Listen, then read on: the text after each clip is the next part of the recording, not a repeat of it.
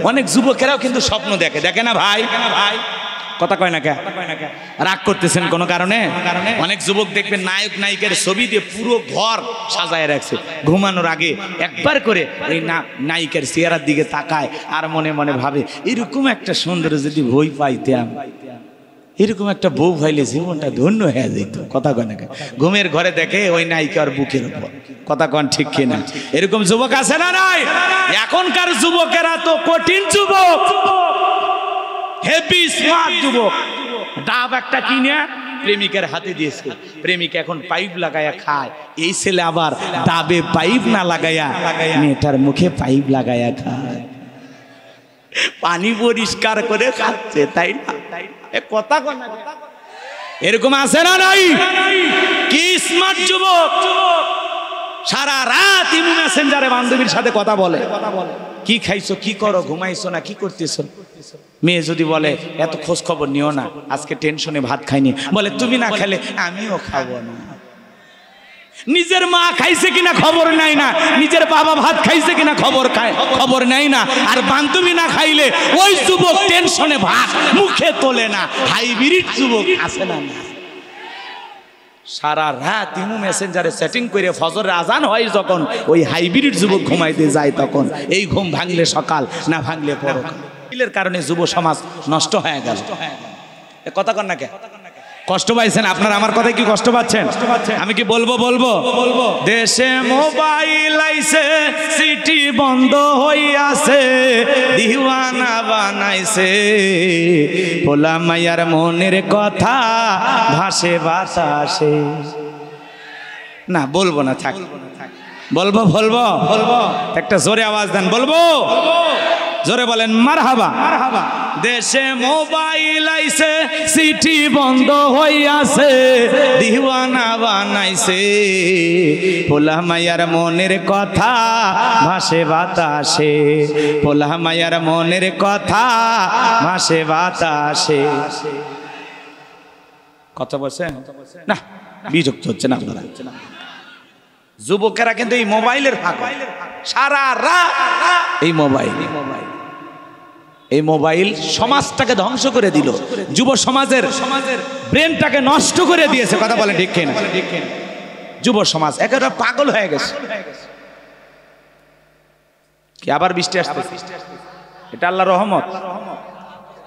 আমার ভাইয়েরা, কি চলবে একটু অপেক্ষা করেন। এই যুবকেরা কিন্তু পাগল হয়ে গেছে, রাগ করেন না। যান দেশে টিকটক আসিয়া সব গেল ভাসিয়া, দেশে টিকটক আসিয়া সব গেল ভাসিয়া, সিদ্দিক সোরা নায়ক হইছে আইডি খুলিয়া। এই মোবাইলে হাই কি জাদু আছে ভাই, এই মোবাইলে হাই কি জাদু আছে ভাই, পোলা পান বুঝেছে, পড়ালেখা তুইলা রাখছে সপ্তম আকাশে, পড়ালেখা তুইলা রাখছে সপ্তম আকাশে। দেশে মোবাইল আইছে, সিটি বন্ধ হইয়াছে, দিওয়ানা বানাইছে, পোলা মাইয়ার মনের কথা হাসে বাতাসে। কথা কন আমার যুবক ভাইরা রে, মোবাইলের পাগল হওয়া যাবে না। মোবাইলে অপচয় সময় নষ্ট না কইরা এই মোবাইলে কোরআন হাদিস সার্চ দিয়া পড়ো, মোবাইলের ভিতরে কোরআনের অ্যাপস, হাদিসের অ্যাপস ঢুকাও, এগুলো মাঝে মাঝে তেলাওয়াত করো, পাঠ করো, জীবনকে পরিবর্তন করে দেবেন কে? আমার ভাইরা, তাহলে বাদশা কি স্বপ্নে দেখেছে জনগণ জানে? এইবার বাদশা বক্তে নাসর ডেকে বলে, স্বপ্নে কি দেখেছি? স্বপ্নের কথাও তোমাদেরকে বলতে হবে, স্বপ্নের ব্যাখ্যাও বলতে হবে। জনগণ ডেকে বলে, বাদশা এ তো পাগলামি কথা, আপনি স্বপ্নের কথা বলবেন, আমরা স্বপ্নের ব্যাখ্যা বলবো। জালেম বাদশা বক্তে নাসর ডেকে বলে, তোমরা নাকি গায়েব জানো, গতকালকে স্বপ্নের কথা না বলতে পারলে 7 দিনের আলটিমেটাম দিলাম, 7 দিন পরে সবাইকে ফাঁসি দিয়ে মারবো। আচ্ছা বলেন তো, জনগণের কাছে কি কোনো গায়েবের খবর আছে? গায়েব জানেন তিনি কে? আল্লাহ সারা দুনিয়ার কেউ গায়েব জানে? অনেক ভণ্ড পীর বের হয়ে দেখবেন বলে আমরা গায়েব জানি।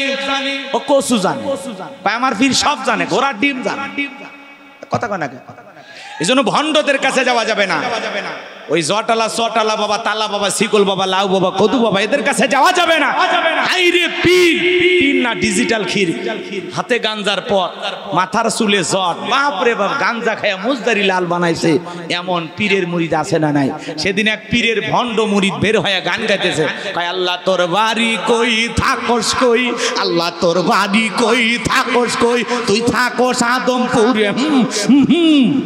এর মানে জুতা ফেটা করা উচিত, কথা বলে না কেন? আল্লাহ থাকে কই তালাশ করতেছে, আল্লাহ কই থাকে? আর রহমানু আলা আল্লাহ আরো শিস্তাও, আল্লাহু আকবার বলে। আল্লাহ কোথায় থাকে? আর রহমানু আলাল আরো শিস্তাও। আল্লাহর নাম রহমান, তিনি থাকেন আরশে, আল্লাহু আকবার বলে। আরে মফিজ কই আল্লাহ তুই থাকস কই, তোর বাড়ি কই, ঠিকানা দিলে মনে যাবে। এগুলো ভণ্ডামি আছে, আছে না নাই? আর এক পাগল বের হয়, কয় আমি চাই না জান্নাত, চাই না জাহান্নাম, আমার কপালে লিখে দাও নবীজির নাম।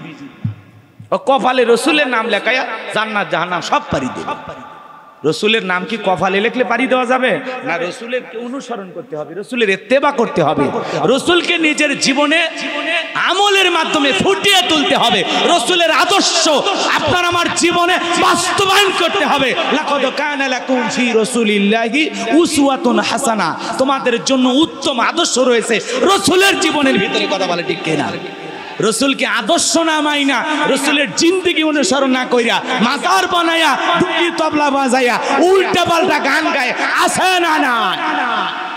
কয় আমার মরণ কালে ঢোল বাঁশি বাজাইও জাকের ভাইও, আমার মরণ কালে ঢোল বাঁশি বাজাইও। আচ্ছা ঢোল বাঁশি বাজাইয়া মুসলমানকে কবরে কোন ইমানদার এই গান গাইতে পারে? তাহলে এদের মতো পাগল আছে? এগুলো পাগলামি, এদের সবগুলোকে পিটাইলে সব ঠিক হয়। যদি ওই গান উল্টা পাল্টা করে না গাইয়া যদি এইভাবে গাইতো, আমার মরণ কালে কালেমা পড়িও জাকের ভাইও, মরণ কালে কোরআন পড়িও, আল্লাহ রসুলের নাম নিয়া কবরে রাখিও জাকের ভাইও, মরণ কালে কালেমা পড়িও। মারহাবা কর। ইচ্ছে করলে ভালো জিনিস গাওয়া যায়, কিন্তু আমরা উল্টা পাল্টা বেশি বলি। আর আমি যদি একটু ভালো করে বানাই আর সেটাকে একটু পরিবর্তন করে বলি, তখন অনেকে বলে হুজুর গান গায়। কি করবেন? কিছু করার নাই।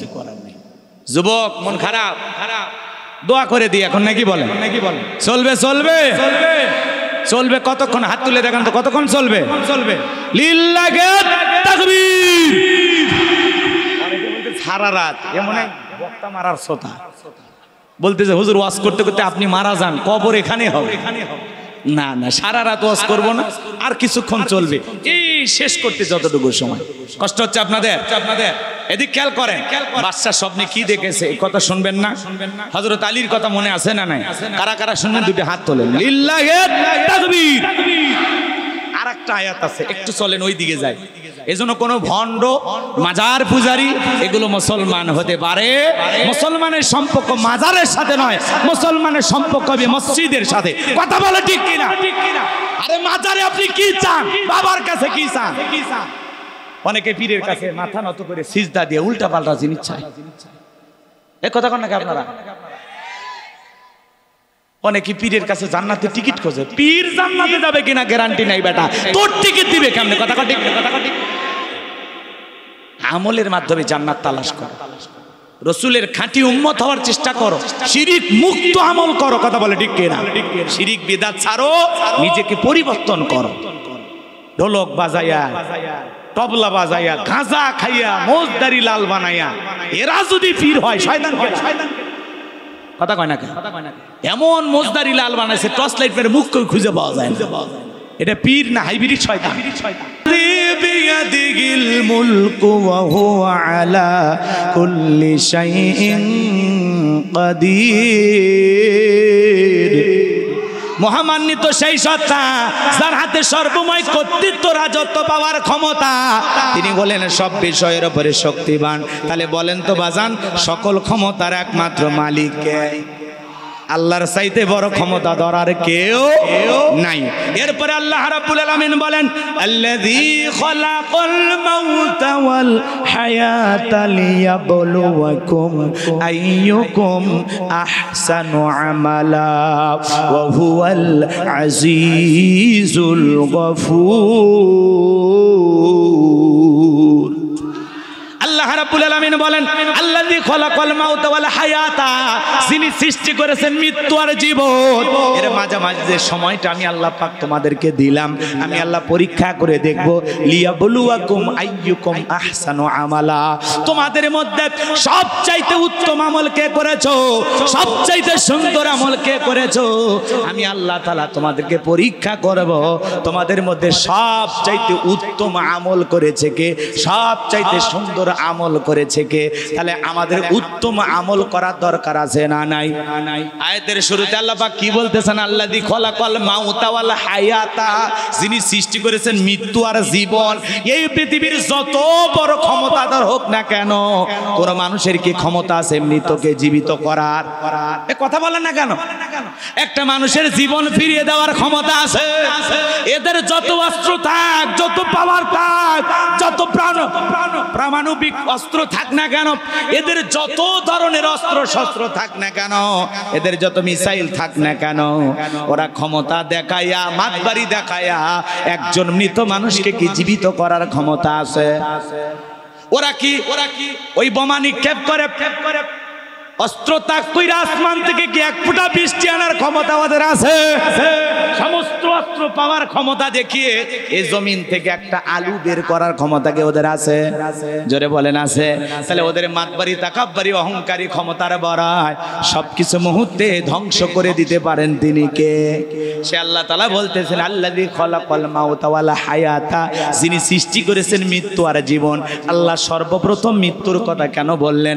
এই দুনিয়াতে আসার একটা সিরিয়াল আছে, যাওয়ার কিন্তু কোনো সিরিয়াল নাই। দাদা আসছে, দাদার পরে বাবা আসছে, বাবার পরে আমি আসলাম, আমার পরে আমার সন্তানেরা দুনিয়াতে আসলো। কিন্তু যাওয়ার বেলায় দাদার আগে নাতি চলে যায়। 70 বছরে দাদা বেঁচে থাকে আর 10 বছরের নাতিটা বিদায় দিয়ে চলে যায়। বাবা জীবিত থাকে, ছেলেটা মারা যায়, বাবার কাঁধে সন্তানের লাশ। এটা দুনিয়ার সব চাইতে ভারী বোঝা। এই জন্য আল্লাহ রাব্বুল আলামিন বলেন আল্লাযী খালাকাল মাউতা ওয়াল হায়াতা, যিনি সৃষ্টি করেছেন মৃত্যু আর জীবন। আল্লাহ তাআলা সর্বপ্রথম মৃত্যুর কথা বললেন, কারণ এই দুনিয়াতে আসার একটা সিরিয়াল আছে, যাওয়ার কিন্তু কোনো সিরিয়াল নাই। শিশু মারা যেতে পারে, বৃদ্ধ জীবিত থাকতে পারে, যুবক মারা যেতে পারে, মাঝামাঝি বয়সের মানুষটা জীবিত থাকতে পারে। কার কখন মৃত্যু হবে আমরা কেউ জানি না। কুল্লু নাফসিন যায়িকাতুল মাউত সুম্মা ইলাইনা তুরজাউন। আল্লাহ রাব্বুল আলামিন বলেন সবাইকে মৃত্যুর স্বাদ গ্রহণ করতে হবে। যার জীবন আছে প্রত্যেক প্রাণীকেই মৃত্যুর স্বাদ গ্রহণ করা লাগবে। সবাই আমি আল্লাহর দিকে ফিরে আসবে, আমি আল্লাহর দিকে প্রত্যাবর্তন করবে। মৃত্যুর স্বাদ বলতে আমরা কি বুঝি? স্বাদ হলো 2 প্রকারের। বলেন তো বাজান, মিষ্টি খাইলে যেমন মিঠা লাগে, নিম পাতা খাইলে আরো বেশি মিঠা লাগে। কথা কন না কেন আপনারা? মিষ্টি পাতা এদিক খেয়াল করেন, মিষ্টি খাইলে মিঠা লাগে আর নিম পাতা খাইলে তিতা লাগে। কথা বলেন ঠিক কি না? যারা ঈমানদার তাদের মৃত্যুটা হবে মিঠা। মায়ের কোলে দুধ পান করতে করতে শিশুটা যেমন মৃত্যুবরণ, শিশুটা যেমন ঘুমের মধ্যে চলে যায়, সন্তানটা যেমন টের পায় না। দুনিয়াতে যারা ঈমানদার মায়ের কোলে দুধ পান করা শিশুর মতো দুনিয়া থেকে বিদায় নেবে, টেরও পাবে না। চিৎকার মেরে বলুন সুবহানাল্লাহ। কিন্তু যারা নাফরমান, আল্লাহর অবাধ্য গোলাম, দেখবেন মৃত্যুর সময় তাদের কত যন্ত্রণা। পা থেকে মাথা পর্যন্ত হুটা ছোটাছুটি করে, পেশাব পায়খানা করে, চোখগুলো বড় বড় করে, গালি গালাজ দিতে দিতে দুনিয়ার থেকে বিদায় নেয়। কেউ বা মৃত্যুর 6 মাস 1 বছর আগে জবানটা বন্ধ হয়ে যায়। এই জন্য সবার মৃত্যু এক নয় রে বাজান। আল্লাহর নবী ইদ্রিস আলাইহিস সালামকে জিজ্ঞাসা করা হয়েছে, ও আল্লাহর নবী ইদ্রিস, আপনি তো মালাকুল মউতের সাথে বন্ধুত্ব স্থাপন করেছিলেন। ও আল্লাহর নবী ইদ্রিস আলাইহিস সালাম, আপনার তো মৃত্যু ঘটনা হয়েছিল, সেই মৃত্যুর যন্ত্রণা আপনার কাছে কেমন মনে হয়েছিল? আল্লাহর নবী ইদ্রিস আলাইহিস সালাম ডেকে বলেন, জ্যান্ত ছাগলের গা থেকে চামড়া খসাইলে ছাগলের যেমন কষ্ট হয়, তার চাইতে বেশি কষ্টকর মৃত্যুর যন্ত্রণা আমার কাছে মনে হয়েছিল। যুবক রে, তোমাকে আমাকে সবাইকে মৃত্যুবরণ করতে হবে।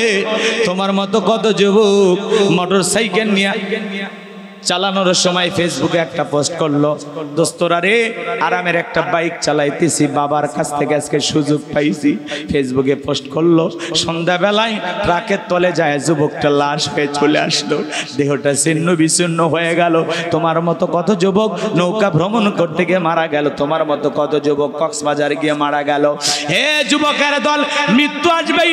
আইনামা তাকুনু ইউদরিকুমুল মাউতু ওয়ালাউ কুনতুম ফি বুরুজিম মুশাইয়াদা। সূরা নিসার ৭৮ নম্বর আয়াত আল্লাহ রাব্বুল আলামিন জানিয়ে দিলেন, যেখানেই থাকো, যে অবস্থায় থাকো, মৃত্যু তোমাদেরকে ধরবেই। মৃত্যু থেকে পালানোর কোনো রাস্তা খোলা নাই। রাজশাহীর বাবাজিরা, আমরা সবাই মারা যাব, দুনিয়া চিরকাল থাকার জায়গা না, সবাইকে বিদায় নিয়ে যেতে হবে। মৃত্যুটা বড় ভয়ঙ্কর, কার মৃত্যু কিভাবে হবে, কে কখন কোথায় মারা যাব আপনি আমি কেউ জানি না বাজার। দুনিয়াতে একটা সন্তান জন্ম নেবে ৯ মাস ১০ মাস আগে জানা যায়, একটা মানুষ বিদায় নেবে ৯ সেকেন্ড আগেও কেউ ভাইতে পারে না কার কখন মৃত্যু হবে। মৃত্যুর যন্ত্রণা বড় কঠিন। আল্লাহর হাবিব মুহাম্মদ রাসূলুল্লাহ সাল্লাল্লাহু আলাইহি সাল্লাম অসুস্থ, ইন্তিকালের পূর্বে মুহূর্তে নবীজি থেকে অসুস্থ হয়ে যান, আবার সুস্থ হয়ে যান। হযরতে ফাতেমা বিদায়ের সময় অঝরে চোখের পানি ছেড়ে দিয়ে কান্না করতেছেন, বাবা চলে যাবে এটা মানতেই পারতেছেন না। ফাতেমার চোখের পানি দেখে বিশ্ব নবী ডেকে বলে, মা ফাতেমা, তোর চোখের পানি আমি সইতে পারি না রে মা। ও ফাতেমা, তুমি আমার কাছে আসো, তোমার কানটা আমার মুখের কাছে লাগায়া দাও। বিশ্ব নবী কানে কানে হযরতে ফাতেমা কি যেন বললেন, হযরত ফাতেমার কান্না বন্ধ হয়ে গেল। আম্মা জান আয়েশা ডেকে বলেন, আমার মেয়ে ফাতেমা, তোমার বাবা কি আমার বলেছে যার কারণে তোমার কান্নাটা বন্ধ হয়ে গেল? আমার ভাইয়েরা গভীর মনোযোগ দিয়ে শোনেন। হযরতে ফাতেমা ডেকে বলেন, মা, আমার আব্বা জান আমার কানে কানে বলেছেন বাবার ইন্তেকালের পরে সর্বপ্রথম বাবার সাথে আমার সাক্ষাৎ হবে। এজন্য বিশ্বনবীর ইন্তেকালের পরে মাত্র ৫ মাস পরে হযরতে ফাতেমা ইন্তেকাল করেছিলেন। আমার ভাইয়েরা গভীর মনোযোগ দিয়ে শোনেন। আসমান থেকে জিবরাইল আসলেন, নবীজিকে সালাম দিলেন, আসসালামু আলাইকুম ইয়া রাসূলুল্লাহ ইয়া হাবিবাল্লাহ। হুজুর, আল্লাহ রাব্বুল আলামিন আপনার শরীরের অবস্থা জানতে চেয়েছেন। আমার আল্লাহ জানার পরেও জিবরাইলকে পাঠিয়ে দিয়েছেন। জিবরাইলকে আমার নবী ডেকে বলে, জিবরাইল, আগের চাইতে অবস্থা একটু ভালো আছে। কিছুক্ষণ পরে আবারও জিবরাইল দরজায় আসলেন, আর নবীকে ডেকে বলেন, নবী, আবারও আপনার কাছে এসেছি, আমার সাথে একজন ফেরেশতাকে সাথে নিয়ে এসেছি, যে ফেরেশতা দুনিয়ার কারো কাছে যাওয়ার জন্য অনুমতির অপেক্ষা করে না, পারমিশন চায় না গো নবী, আপনার কাছে আপনার ঘরে প্রবেশ করার জন্য আপনার অনুমতির অপেক্ষায় দাঁড়িয়ে আছে। সেই ফেরেশতার নাম হলো আজরাইল, মালাকুল মউত। আমার নবী ডেকে বলে, আমা ফাতেমা, দরজা খুলে দাও, দরজা খুলে দাও। বলো, জিবরাইল আর আজরাইল দুইজন মিলে ঘরের ভিতরে প্রবেশ করলেন। মালাকুল মউত আজরাইল বিশ্বনবীকে সালাম দিলেন, আসসালামু আলাইকুম ইয়া রাসূলুল্লাহ ইয়া হাবিবাল্লাহ। হুজুর, ও নবী, আপনি কেমন আছেন? বিশ্বনবী ডেকে বলে, আলহামদুলিল্লাহ, আমি ভালো আছি। ডেকে বলে, নবী গো, আমার আল্লাহ তাআলা আমাকে অর্ডার দিয়েছেন, আমার হাবিবের কাছে যায় বলবা, আমার বন্ধু যদি জানটা কবজের অনুমতি দেয় তাহলে জানটা কবজ করতে পারবা, আর আমার বন্ধু যদি অনুমতি না দেয় রে মালাকুল মউত, 1 সেকেন্ড দেরি করবি না, ফিরে আসবি সঙ্গে সঙ্গে। আমার নবী ডেকে বলে, আজরাইল, তুমি যদি চলে যাও আর কি কোনোদিন আসবা না? ডেকে বলে, আবারও আল্লাহ তাআলা যেদিন বলবেন সেদিন অবশ্যই আপনার কাছে আসবো। এদিকে জিবরাইল বলে, নবী, আল্লাহ তাআলা আপনার দিদারের ইন্তজাম করতেছেন। ও নবী এই কথা বলার পরে বিশ্ব নবী ডেকে বলে মালাকুল মউত আর দ্বিতীয়বার আসতে হবে না, আমার জানটা কবজের অনুমতি আমি তোমাকে দিলাম। আমার ভাইয়েরা, সেদিন যদি রাসূল ফেরত পাঠাইতেন, ইচ্ছা করলে আল্লাহ তাআলা তাকে আরো দীর্ঘদিন দুনিয়ার জমিনে জীবিত রাখতেন। কিন্তু রাসূল কেমন মানুষ ছিলেন একটু মনোযোগ দিয়ে শোনেন।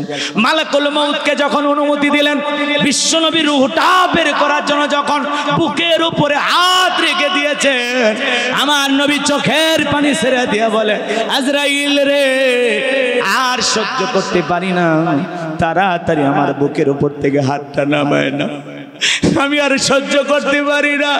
এ আজরাইল, তাড়াতাড়ি আমার বুকের উপর থেকে হাতটা নামায় না। মালাকুল মউত হাতটা নামায় নিলেন। আমার নবী ডেকে বলে, মালাকুল মউত, এই যদি হয় মৃত্যুর যন্ত্রণা, আমার উম্মতেরা তো সহ্য করতে পারবে না। কেমন নবী পাইছি, মৃত্যুর আগে উম্মতের কথা বলে না, আল্লাহু আকবার। ডেকে বলে, মালাকুল মউত, এই যদি হয় মৃত্যুর যন্ত্রণা, আমার উম্মতেরা তো সহ্য করতে পারবে না।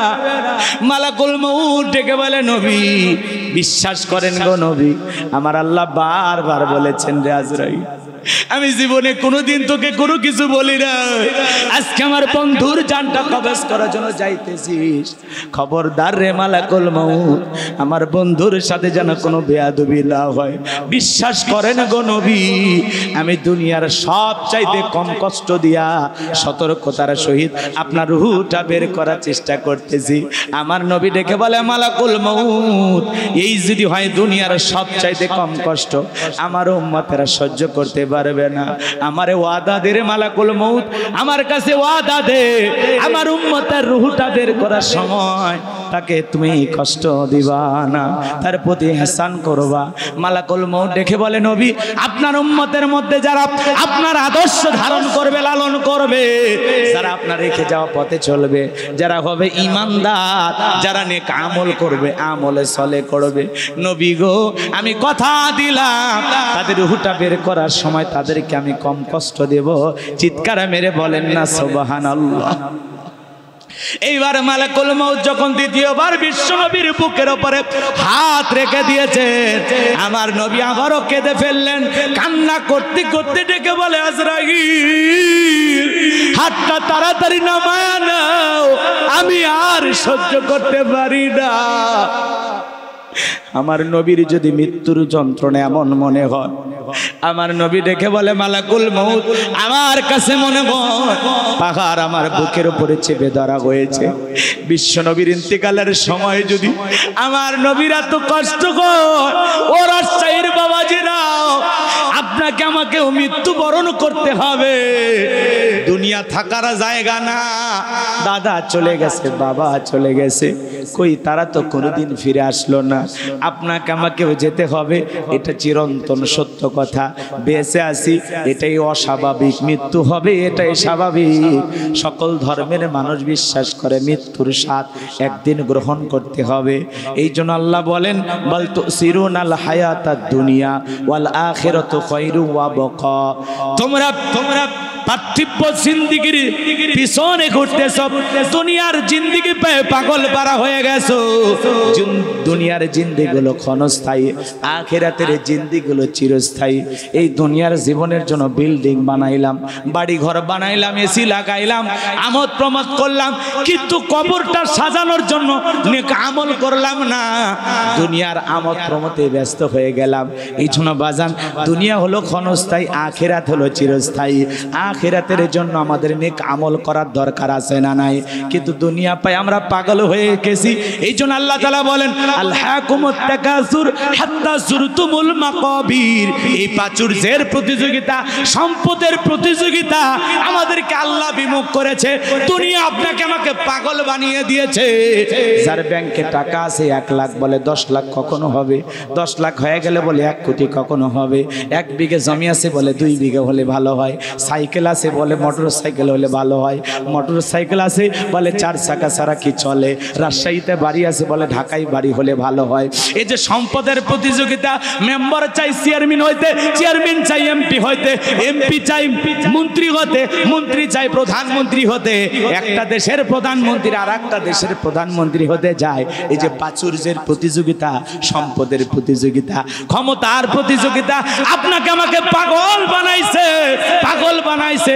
দুনিয়ার আমোদ প্রমোদে আপনি আমি ব্যস্ত হয়ে পড়ে গেলাম। এই যে দুনিয়ার লোভ লালসা থামবে কখন? দুনিয়ার মায়াজাল, দুনিয়ার চাকচিক্য, দুনিয়ার লোভ লালসা পাগল বানাইছে, আখিরাতকে বলাইছে। দুনিয়ার রং ঢং দেখা আপনি আমি পাগল হয়ে গেছি। ওই যে দুবাইয়ের দেখেন না, দুবাইয়ের শেখ যাদেরকে বলা হয় টাকার পাগল হইয়া হালাল পতিতালয় খুলে রাখছে, জোরে কন্যা উজুবিল্লাহ, রং তামাশায় পাগল হয়ে গেছে। আল্লাহ সম্পদ দিয়েছে, মদ জুয়া নারী এগুলোর পিছনে টাকা নষ্ট করে। কথা বলে ঠিক কিনা? বুঝেন নাই কথা? দুবাইয়ের শেখ পাগল হয়ে গেছে, দেখেন না বাজান, পাগল হয়ে গেছে। এরা সম্পদের লোভে পাগল হয়ে গেছে। বিভিন্ন নারীদেরকে বিবাহ করে 1 মাসের চুক্তিতে, 1 মাস পরে ওই নারীকে আর ভালো লাগে না, আর একটা নারীকে বিবাহ করে। টাকা পায়, এরা পাগল হয়েছে, এরা পাগল হয়েছে। এদের দিলের ভিতরে জান্নাত জাহান্নামের আশা নাই, ভয় নাই। কথা বলেন ঠিক কি না? এই শোনো বাজান গো আমার, এই দুনিয়ার লোভ লালসা কখন থামবে? দুনিয়ার স্বাদ কখন মিটে যাবে? হাত্তা যুরতুমুল মাকাবির, যেদিন আপনি আমি কবরে যাব, এই কবরের মাটি যেদিন আপনার আমার মুখের ভিতরে ঢুকে যাবে, সেদিন দুনিয়ার লোভ লালসা মিটে যাবে। কবরের মাটি মুখে না ঢোকা পর্যন্ত বনি আদমের লোভ লালসা কমবে না। আল্লাহ রাসূল হাদিস শরীফের ভিতরে বলেছেন, বনি আদমকে যদি 1 মাঠ ভর্তি স্মরণ দেওয়া হয়, 14 গোষ্ঠী বসে থেকে খেয়ে শেষ করতে পারবে না। এরপরে তার মধ্যে লোভের সঞ্চয় হবে, আর মনে মনে ভাববে আর একটা মাঠ ভর্তি স্বর্ণ যদি পাওয়া যাইতো। এই হলো আমাদের লোভ লালসা। কথা বলেন না কেন? এই জন্য আল্লাহ তাআলা বলতেছেন, আল্লাযী খলাকাল মাউতা ওয়াল হায়াতা লিয়াবলুয়াকুম আইয়ুকুম আহসানু আমালা। আমি আল্লাহ রাব্বুল আলামিন সৃষ্টি করেছেন মৃত্যু আর জীবন, এর মাঝামাঝি দুনিয়াতে যেটুকু সময় পাও রে বান্দা, এটুকু সময়ের মধ্যে আমি আল্লাহ পরীক্ষা করে দেখব তোমাদের মধ্যে কে কত বেশি উত্তম আমল করেছে, কার আমল কত বেশি সুন্দর। এই দুনিয়াতে আমলের প্রতিযোগিতা করা লাগবে, নেক আমল করে জিন্দেগিটা সাজাইতে হবে। 30-40 বছরের ক্ষণস্থায়ী জিন্দেগিটা যদি আমলের মাধ্যমে কাটাইতে পারি, রবের গোলামি করে কাটাইতে পারি, 5 ওয়াক্ত সালাত আদায় করে কাটাইতে পারি, আল্লাহর দেয়া ফরজ বিধানগুলো মেনে কাটাইতে পারি বাজার, তাহলে পরকালে আখিরাতের অ্যাকাউন্টে সবগুলো জমা হবে। আর এই সবের কারণে, এই নেক আমলের কারণে কঠিন ভয়ঙ্কর কিয়ামতের দিনটা সঠিকভাবে পার হতে পারবেন। কথা বলেন ঠিক কিনা? এজন্য নেক আমল করে, আল্লাহর গোলামি করে, আল্লাহর ভয়ে কারা কারা ইবাদতের সময় কাটাতে রাজি? 2টা হাত তুলে আল্লাহকে দেখান। আল্লাহ আমাদের সবাইকে নেক আমল করা তৌফিক দান করেন। জোরে বলেন আমিন। করবো তো ইনশাআল্লাহ। 5 ওয়াক্ত সালাত আদায় করবো তো ইনশাআল্লাহ।